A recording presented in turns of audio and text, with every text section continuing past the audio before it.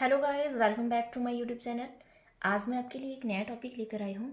आज हम बात करने वाले हैं हर्शी एंड चेज एक्सपेरिमेंट के बारे में। आपको पता है कि डीएनए की खोज को लेकर बहुत सारे एक्सपेरिमेंट्स परफॉर्म हुए। सबसे पहले हमने ग्रिफिथ एक्सपेरिमेंट के बारे में बात की थी, जिसमें ग्रिफिथ सर ने क्या किया कि उन्होंने स्ट्रेप्टोकोकस निमोनिया के ऊपर एक्सपेरिमेंट किया। उसमें उन्होंने देखा कि जो हीट किल्ड स्मूथ स्ट्रेन है उससे कुछ चीज़ ट्रांसफ़र हो रही है आर स्ट्रेन के अंदर, जिससे आर स्ट्रेन भी डिजीज़ कॉजिंग बन रही थी। ठीक है, ये जो एक्सपेरिमेंट है ये 1928 में ग्रिफिथ सर ने परफॉर्म किया था। उसके बाद क्या हुआ कि ये तो कंफर्म हो गया कि कुछ ना कुछ चीज़ जो है वो ट्रांसफ़र हो रही है, लेकिन ये चीज़ क्या है ये पता नहीं था। ठीक है, मतलब इतना पता था कि जेनेटिक मटेरियल ट्रांसफ़र हो रहा है, बट ये नहीं पता था कि जेनेटिक मटेरियल है क्या। ठीक है, सो उसके बाद से क्या हुआ, उसके बाद एक और एक्सपेरिमेंट आया जो कि Avery MacLeod and McCarty sir ने, इन तीनों ने मिलकर परफॉर्म किया। ठीक है, इन्होंने अपने एक्सपेरिमेंट में ग्रिफिथ सर वाले एक्सपेरिमेंट को ही रिविजिट किया। मतलब ये जानने की कोशिश की कि ऐसी वो कौन सी चीज़ है जो ट्रांसफ़र हो रही है एक बैक्टीरिया से दूसरे बैक्टीरिया स्ट्रेन के अंदर। ठीक है, सो उन्होंने अपने एक्सपेरिमेंट में क्या किया, उन्होंने जो हीट किल्ड स्मूथ स्ट्रेन थी उसको क्या किया, उसको डीनेचर किया। ठीक है, और उसको डीनेचर करके उससे बायोकेमिकल को एक्सट्रैक्ट कर लिया। मतलब बाकी का पार्ट जो रिमूव कर दिया, वो बायोकेमिकल्स के ऊपर उन्होंने एक्सपेरिमेंट किया। और बायोकेमिकल्स में उन्होंने क्या किया, अलग अलग बायो मॉलिक्यूल्स को अलग अलग एंजाइम से डाइजेस्ट करवाया, जिसमें उन्होंने प्रूव किया कि डीएनए ही जेनेटिक मटेरियल है। बट इस एक्सपेरिमेंट को बहुत सारे लोगों ने एक्सेप्ट नहीं किया। तो इस वजह से क्या हुआ, इसकी वजह से एक और एक्सपेरिमेंट आया जिसका नाम है हर्शी एंड चेज एक्सपेरिमेंट, जिसके बारे में हम आज बात करने वाले हैं। ठीक है, हर्शी एंड चेज ने अपने एक्सपेरिमेंट में शो किया कि जो बैक्टीरियोफेजेस होते हैं, बैक्टीरियोफेजेस क्या होते हैं, ये इन्फेक्ट करते हैं बैक्टीरिया को। ये ऐसे वायरस होते हैं जो बैक्टीरिया को इन्फेक्ट करते हैं। ठीक है, और जो ये बैक्टीरियोफेजेस होते हैं ये डीएनए और प्रोटीन को मिलाकर बनते हैं। सो जब बैक्टीरियोफेज बैक्टीरिया के ऊपर इन्फेक्शन कॉज करते हैं, मतलब ये इन्फेक्ट करते हैं बैक्टीरिया को, तो ये अपना डीएनए एंटर करते हैं हॉस्ट सेल के अंदर, जबकि प्रोटीन को नहीं। ठीक है, मतलब प्रोटीन को एंटर नहीं करते बल्कि डीएनए एंटर करते हैं हॉस्ट सेल के अंदर। अपने एक्सपेरिमेंट में इन्होंने ये शो किया। सो 1952 में हुए इस एक्सपेरिमेंट में Alfred Hershey and Martha chase जो दो साइंटिस्ट थे, इन्होंने डीएनए को प्रूव किया कि वही हेरिडिटरी मटेरियल है, और इन्फेक्शन के टाइम पे जो डीएनए है वही ट्रांसफ़र होता है बैक्टीरियोफेजेस से बैक्टीरिया के अंदर। ठीक है, सो अपने एक्सपेरिमेंट को परफॉर्म करने के लिए हर्शी एंड चेज ने ई कोलाई को लिया और बैक्टीरियोफेज T2 को यूज़ किया। ई कोलाई को उन्होंने हॉस्ट बनाया और बैक्टीरियोफेज T2 वायरस से उसको इन्फेक्ट करवाया। ठीक है, सो बैक्टीरियोफेज को जब बैक्टीरिया के साथ बाइंड करवाया गया तो बैक्टीरियोफेज ने अपना जेनेटिक मटेरियल जो है वो बैक्टीरियल सेल के अंदर ट्रांसफ़र कर दिया, जिससे बैक्टीरियल सेल जो है वो इन्फेक्ट हो गई। मतलब बैक्टीरियल सेल के अंदर इन्फेक्शन हो गया। और इस एक्सपेरिमेंट को ट्रांसडक्शन प्रिंसिपल के नाम से भी जाना जाता है। इसको ट्रांसडक्शन प्रिंसिपल क्यों बोलते हैं ये हम डायग्राम के थ्रू समझते हैं। सो ये है बैक्टीरियोफेज वायरस। ये बना हुआ होता है डीएनए और प्रोटीन से। इसका जो ये बाहर वाला जो ये शेल है पूरा, ये प्रोटीन से बनता है, और इसके अंदर जो ये डीएनए का कोर है ये जेनेटिक मटेरियल होता है, मतलब ये डीएनए होता है। ठीक है, जब ये बैक्टीरियोफेज जो है ई कोलाई के ऊपर इन्फेक्ट करता है, मतलब उसके ऊपर अटैच होता है, तो क्या होता है, जब ये इसके ऊपर बैक्टीरियोफेज अटैच हो गया, ये ई कोलाई का सेल है, अब इसके ऊपर अटैच होकर ये अपने अंदर का जो जेनेटिक मटेरियल है उसको ट्रांसफ़र कर देता है ई कोलाई के अंदर। अब जेनेटिक मटेरियल प्रोटीन है कि डीएनए, इसके बारे में हमें पता नहीं है। ठीक है, अब इसके अंदर जेनेटिक मटेरियल आ गया। अब इसके अंदर जेनेटिक मटेरियल आया तो ई कोलाई के सेल्स जो है वो सोचते हैं कि जो ये जेनेटिक मटेरियल है ये शायद हमारा ही है, और अपना समझ के इसको ये बहुत सारी इसकी कॉपीज़ फॉर्म कर देते हैं, इसको मल्टीप्लाई करते हैं। और इस वजह से क्या होता है कि जो ई कोलाई का सेल है उसके अंदर बहुत सारे बैक्टीरियोफेज के डीएनए बन जाते हैं। ठीक है, मतलब ये डीएनए आया, एक बैक्टीरियोफेज का डीएनए आया और उसने बहुत सारी कॉपीज़ फॉर्म कर ली अब क्या होता है, जो ई कोलाई का सेल है उसके अंदर बहुत सारे छोटे छोटे बैक्टीरियोफेजेस बन जाते हैं, ठीक है। अब जो ये बैक्टीरियोफेजेस हैं ई कोलाई के सेल के अंदर जब होते हैं, उसके बाद जो ई कोलाई का सेल है वो क्या होता है, वो रप्चर हो जाता है। वो रप्चर हो जाता है तो उसके अंदर जो बैक्टीरियोफेजेस होते हैं वो रिलीज हो जाते हैं, और वो बैक्टीरियोफेजेस आगे चलकर दूसरे बैक्टीरिया को इन्फेक्ट करते हैं। मतलब एक बैक्टीरियोफेज था, उसने ई कोलाई के सेल को इन्फेक्ट किया, और ई कोलाई के सेल के अंदर जब उसका जेनेटिक मटेरियल गया तो ई कोलाई के सेल ने क्या किया, उस जेनेटिक मटेरियल को अपना समझकर उसकी बहुत सारी कॉपीज फॉर्म कर ली। अब उसकी बहुत सारी कॉपीज फॉर्म हुई, जिस वजह से जो बैक्टीरियोफेजेस है उसका नंबर बहुत ज़्यादा बन गया ई कोलाई सेल के अंदर। मतलब उसका जेनेटिक मटेरियल की बहुत सारी कॉपीज बन गई, तो मतलब बहुत सारे बैक्टीरियोफेजेस बन गए।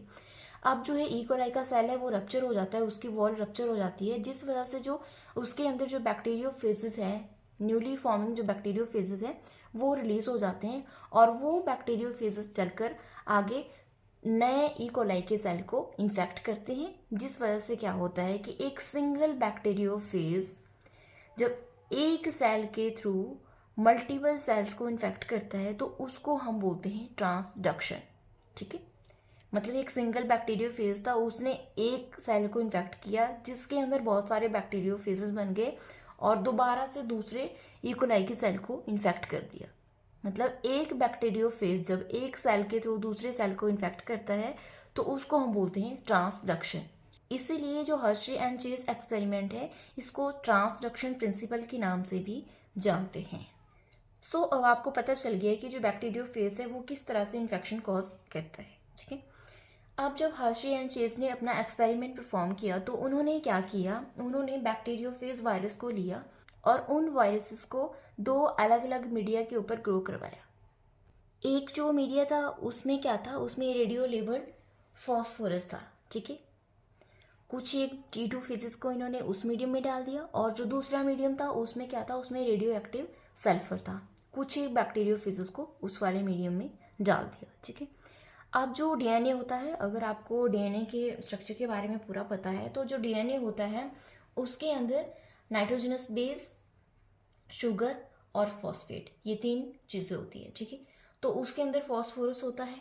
जब T2 फेजेस को फॉस्फोरस कंटेनिंग मीडियम में डालते हैं तो जो वो रेडियो एक्टिव फॉस्फोरस होता है वो एब्जॉर्ब कर लिया जाता है T2 फेज वायरस के डीएनए के द्वारा, ठीक है। मतलब डीएनए जब उसको फॉस्फोरस मिलता है तो उसको फटाफट से एब्जॉर्ब कर लेता है, वो खुश हो जाता है कि मुझे बहुत सारा फॉस्फोरस मिल गया है, ठीक है। और इसी प्रकार जो T2 फेजेस को हम सल्फर कंटेनिंग मीडियम में ग्रो करवाते हैं तो उसमें क्या होता है, आपको पता है जो प्रोटीन होते हैं उसमें सल्फर प्रेजेंट होता है। अब जब T2 फेजेस को सल्फर कंटेनिंग मीडियम में डालते हैं तो जो T2 फेजेस का प्रोटीन वाला पार्ट है वो क्या करता है, वो सल्फर को एब्जॉर्ब कर लेता है। वो बहुत सारा सल्फर देखकर खुश हो जाता है, और इस वजह से जो सल्फर होता है उसको वो एब्जॉर्ब कर लेता है, और उसका जो बाहर वाला जो कवरिंग होती है, मतलब जो प्रोटीन पार्ट होता है वो रेडियो एक्टिव हो जाता है, ठीक है। अब जो है हमारे पास दो टाइप की रेडियो एक्टिव फेजेस आ गए, एक में जिसका डीएनए रेडियो एक्टिव है और एक वो जिसका प्रोटीन वाला पार्ट रेडियो एक्टिव है। अब हाशी एंड चेज ने क्या किया, इन्होंने इन दो रेडियो एक्टिव फेजेस को लिया और इससे ई कोलाई के सेल्स को इन्फेक्ट करवाया। इन्होंने इन फेजेस को अटैच करवा दिया ई कोलाई के सेल के ऊपर। मतलब इन्फेक्शन किस तरह से होता है ये मैंने आपको पीछे बता दिया है। अब वो ई कोलाई के सेल के ऊपर चिपक गए, उससे क्या हुआ, जो उनका जेनेटिक मटेरियल है वो ट्रांसफ़र हो गया ई कोलाई के सेल के अंदर। मतलब वो हॉस्ट सेल के अंदर चला गया, और हॉस्ट सेल के अंदर जाकर जो हॉस्ट सेल है वो उसको अपना समझ के उसके बहुत सारी कॉपीज फॉर्म कर लेता है, जिस वजह से जो ई कोलाई के सेल है, मतलब जो हॉस्ट सेल्स हैं, उनके अंदर इन्फेक्शन हो जाता है। अब उनके अंदर इन्फेक्शन उन्होंने करवा दिया। अब इन्फेक्शन हो गया तो जो जेनेटिक मटेरियल है वो तो अंदर चला गया, बाकी का जो पार्ट जो बाहर रहता है उसकी क्या ज़रूरत है, उसको रिमूव कर दिया जाता है। मतलब उसको अलग कर दिया जाता है सेल से, सेल के ऊपर वो चिपका हुआ होता है उसको अलग कर दिया जाता है। और उसके बाद क्या करते हैं, उसके बाद उसकी सेंट्रीफ्यूगेशन करते हैं, जिसमें जो वायरस के पार्टिकल्स हैं वो अलग अपनी लेयर फॉर्म कर लेते हैं, और जो ई कोलाई के सेल्स है वो अलग अपनी लेयर फॉर्म कर लेते हैं। इस प्रकार से दोनों को ऑब्जर्व करने के लिए इजी हो जाता है। ठीक है, सो अब हम डायग्राम के थ्रू समझते हैं कि ये किस तरह से उन्होंने एक्सपेरिमेंट परफॉर्म किया। अब ये आप दो बैक्टीरियोफेजेस देख रहे हैं। एक वाला जो बैक्टीरियोफेज है उसमें सल्फर लेबल्ड प्रोटीन कोट है, मतलब इसका जो प्रोटीन कोट है वो रेडियो एक्टिव है क्योंकि इसको सल्फर कंटेनिंग मीडियम के अंदर ग्रो करवाया था। और दूसरा जो बैक्टीरियोफेज है इसका जो न्यूक्लिक एसिड है वो रेडियो एक्टिव है। इसमें क्या है, ये इसको उस वाले मीडियम के अंदर ग्रो करवाया जिसके अंदर रेडियो एक्टिव फॉस्फोरस था। इस वजह से दो अलग अलग टाइप के हमारे पास रेडियो एक्टिव फेजेस आ गए हैं। अब इसको लेकर जो हर्शी एंड चेस है उन्होंने क्या किया, उन्होंने ये एक्सपेरिमेंट परफॉर्म किया। तो उन्होंने क्या किया, इन दोनों को ई कोलाई के सेल्स के ऊपर अटैच करवा दिया। अब ई कोलाई के सेल के ऊपर अटैच हो गया। सबसे पहले मैं आपको बता देती हूँ कि जो ये ट्रांसडक्शन का प्रिंसिपल है, मतलब ये हर्शी एंड चेस जो एक्सपेरिमेंट है ये 3 स्टेप में कंप्लीट होता है। पहला स्टेप है इन्फेक्शन, और दूसरा है ब्लेंडिंग, और तीसरा है सेंट्रीफ्यूगेशन। ठीक है, सो सबसे पहले इन्होंने क्या किया, इन्होंने इन रेडियो एक्टिव फेजेस को लिया और इससे ई कोलाई के सेल्स को इन्फेक्ट करवा दिया, मतलब उसके ऊपर ये अटैच हो गए दोनों। और जिस वजह से क्या हुआ, ये अटैच हो गए। अब इनका जो जेनेटिक मटेरियल है वो ट्रांसफ़र हो गया ई कोलाई के सेल के अंदर। अब ई कोलाई के सेल में वो चला गया, इनका जो मतलब जेनेटिक मटेरियल है वो उसके अंदर चला गया। ठीक है, तो इस स्टेप को हम बोलते हैं इन्फेक्शन, क्योंकि उसने अपना जो जेनेटिक मटेरियल था वो ट्रांसफ़र कर दिया। अब वो जेनेटिक मटेरियल है उसकी मल्टीपल कॉपीज फॉर्म होएगी। सो इस वजह से अब इन्फेक्शन वाला स्टेप कंप्लीट हो गया। अब इन्फेक्शन के बाद दूसरा स्टेप आता है ब्लेंडिंग का, मतलब इन बैक्टीरियोफेजेस से ई कोलाई के सेल को इन्फेक्ट करवा दिया। अब इन्फेक्ट करवा दिया उसके बाद इन्फेक्शन हो गया, मतलब इनका जो जेनेटिक मटेरियल था वो सेल के अंदर चला गया। अब जो बाहर जो रिमेनिंग पार्ट है इसकी हमें ज़रूरत नहीं है। सो इस वजह से क्या होता है, जो ये ई कोलाई के सेल है इसके ऊपर से इन फेजेस को अलग कर दिया जाता है ब्लेंडिंग वाले स्टेप में।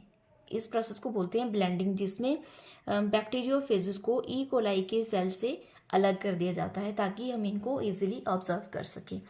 अब ये दोनों अलग अलग हो गए हैं, उसके बाद से इनको सेंट्रीफ्यूज किया जाता है। सेंट्रीफ्यूगेशन स्टेप आता है नेक्स्ट। उसमें क्या होता है, जो ये बैक्टीरियोफेजेस के जो बाहर के रिमेनिंग पार्ट है ये अपनी अलग लेयर फॉर्म कर लेते हैं, और जो ये ई कोलाई के सेल्स है ये अपनी अलग लेयर फॉर्म कर लेते हैं। मतलब जो ये ई कोलाई के सेल्स होते हैं ये थोड़े हैवी होते हैं, और जो ये वायरस पार्टिकल्स होते हैं ये थोड़े लाइट होते हैं। इस वजह से जो ये वायरस पार्टिकल्स है ये अपनी लेयर जो है वो ऊपर फॉर्म कर लेते हैं, और जो ये ई कोलाई के सेल्स होती हैं ये अपना एक पैलेट फॉर्म करते हैं बॉटम में। ये कुछ इस तरह से होता है। ठीक है, एक हमारे पास बैक्टीरियल फेसेस वो थे जिसका जो प्रोटीन वाला पार्ट है वो रेडियो एक्टिव था, और दूसरे हमारे पास वो बैक्टीरियोफेजेस थे जिनका जो न्यूक्लिक एसिड है, मतलब उनके अंदर जो डीएनए है वो रेडियो एक्टिव था। ठीक है, अब जिस बैक्टीरियोफेज का जो है वो प्रोटीन पार्ट रेडियो एक्टिव था, उसमें क्या हुआ, जब उसकी मतलब उन वाले सेल्स की सेंट्रीफ्यूगेशन की गई तो जो ऊपर वाला जो पार्ट था, मतलब जब हम किसी भी सेंट्रीफ्यूगेशन करते हैं किसी भी चीज़ की, उसमें जो ऊपर रह जाती है चीज़ उसको हम बोलते हैं सुपरनेटेंट, और जो नीचे सेटल हो जाती है उसको हम बोलते हैं पैलेट। ठीक है, तो उस वाले ट्यूब में क्या हुआ, जिसमें जो बैक्टीरियोफेजिस का प्रोटीन वाला पार्ट रेडियो एक्टिव था, उसमें क्या हुआ, जो सुपरनेटेंट है वो रेडियो एक्टिव हो गया, बल्कि जो पैलेट रीजन था वहाँ पे कोई रेडियो एक्टिविटी शो नहीं हुई। ठीक है, तो इसमें क्या होता है, इससे ये शो होता है कि जो ये ई कोलाई के सेल्स हैं इनके अंदर कोई रेडियो एक्टिविटी नहीं थी, बल्कि जो सुपरनेटेंट था, मतलब जो प्रोटीन पार्ट था वो वाला पार्ट जो है वो रेडियो एक्टिव था, जिससे ये कंफर्म होता है कि जो डीएनए है वो जेनेटिक मटेरियल है, क्योंकि डीएनए इसमें रेडियो एक्टिव नहीं था और इसमें हमने प्रोटीन वाला पार्ट रेडियो एक्टिव करवाया था। और दूसरी जो ट्यूब है उसको जो ऑब्जर्व किया जाता है तो उसमें क्या होता है, उसमें जो सुपरनेटेंट होता है वो नॉर्मल होता है, उसमें कोई रेडियो एक्टिविटी शो नहीं होती, बल्कि जो पैलेट वाला रीजन होता है वो रेडियो एक्टिव होता है। ठीक है, इसमें वो वाले सेल्स होते हैं जिसमें रेडियो एक्टिव डीएनए वाले बैक्टीरियोफेज से इन्फेक्ट करवाया होता है, मतलब वो वाले ई कोलाई के सेल्स होते हैं इसमें जिसमें जो बैक्टीरियोफेजेस थे उनको फॉस्फोरस कंटेनिंग मीडियम में ग्रो करवाया गया था। तो इस वजह से क्या होता है, जो फॉस्फोरस होता है वो न्यूक्लिक एसिड पे एब्जॉर्ब हो जाता है, मतलब वो डीएनए एब्जॉर्ब कर लेता है, जिस वजह से जो इसका पैलेट वाला रीजन है वो रेडियो एक्टिव हो जाता है, और जो सुपरनेटेंट है उसमें कोई रेडियो एक्टिविटी नहीं होती। ठीक है, मतलब जो डीएनए है वो रेडियो एक्टिव होता है, और जो प्रोटीन वाला पार्ट होता है उसमें कोई रेडियो एक्टिविटी नहीं होती, जिस वजह से कि ये कंफर्म होता है कि डीएनए ही एक जेनेटिक मटेरियल है। इसको हम दोबारा से रिपीट करते हैं। ये वो वाली ट्यूब है जिसके अंदर वो वाले बैक्टीरियोफेजेस थे जो सल्फर कंटेनिंग मीडियम में ग्रो हुए थे। अब वो सल्फर कंटेनिंग मीडियम में ग्रो हुए थे, मतलब सल्फर रेडियो एक्टिव था, इस वजह से जो उनका प्रोटीन वाला पार्ट है वो रेडियो एक्टिव हो गया, मतलब उनकी जो बाहर वाली कवरिंग है वो रेडियो एक्टिव थी। जब उन्होंने इन्फेक्ट किया ई कोलाई के सेल्स को, तो ई कोलाई के सेल के अंदर जेनेटिक मटीरियल ट्रांसफ़र हुआ। अब जेनेटिक मटीरियल ट्रांसफ़र हुआ जिस वजह से जो ई कोलाई के सेल्स है उनके अंदर जो जेनेटिक मटीरियल है जब उसको ऑब्जर्व किया तो वो रेडियो एक्टिव नहीं था। मतलब ये सेल्स है जो पैलेट वाले रीजन में सेल्स बैठे हुए हैं, तो इनका जो जेनेटिक मटीरियल है वो रेडियो एक्टिव नहीं था, जिस वजह से हमें ये पता चलता है कि जो डीएनए है वो जेनेटिक मटीरियल है और प्रोटीन जेनेटिक मटीरियल नहीं है। और दूसरी वाली ट्यूब में अगर हम देखें तो इसमें वो वाले बैक्टीरियोफेजेस लिए गए जिसका जो डीएनए था वो रेडियो एक्टिव था, मतलब जिसका जो डीएनए वाला पार्ट है वो रेडियो एक्टिव था। किस वजह से? क्योंकि उनको फॉस्फोरस कंटेनिंग मीडियम में ग्रो करवाया गया था, जिस वजह से उनका जो डीएनए है उसने रेडियो एक्टिव फॉस्फोरस को एब्जॉर्ब किया और उनका जो डीएनए है वो रेडियो एक्टिव हो गया था।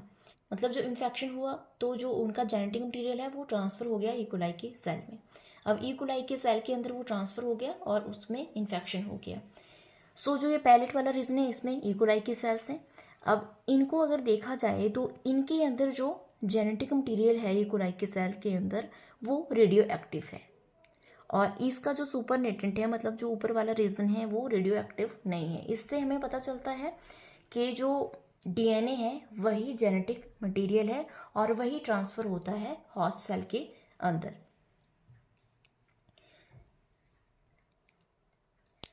अपने इस एक्सपेरिमेंट में हर्शे एंड चेज ने ये प्रूव कर दिया कि डीएनए ही जेनेटिक मटेरियल है, क्योंकि डीएनए ही वो चीज़ है जो ग्रिफिथ एक्सपेरिमेंट में एक बैक्टीरिया स्ट्रेन से दूसरी बैक्टीरिया स्ट्रेन में ट्रांसफ़र हुई थी, और डीएनए ही वो मटेरियल है जो इन्फेक्शन कॉज करता है। ठीक है, मतलब वायरस से बैक्टीरिया के अंदर ट्रांसफ़र होता है। सो डीएनए ही जेनेटिक मटेरियल है। अगर आपको मेरी वीडियो पसंद आई हो तो मेरी वीडियो को लाइक करना, मेरे चैनल को सब्सक्राइब करना और मेरी वीडियो को ज़्यादा से ज़्यादा शेयर करना। Thank you for watching.